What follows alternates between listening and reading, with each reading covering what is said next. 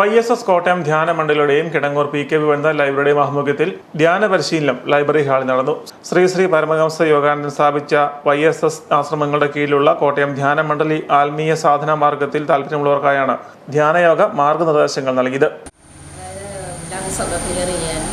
ശരീരം ഓക്സിജൻ കൊണ്ട് fill ചെയ്യാനൊക്കെയുള്ള preliminary breathing exercise ഉണ്ട്. മെഡിറ്റേഷൻ ഇരിക്കുന്നതിന് മുൻപ് കറക്റ്റ് പോസ്റ്റർ, പ്രധാനമായിട്ട് സ്പൈൻ സ്ട്രെയിറ്റ് ആയിട്ട് വേണം.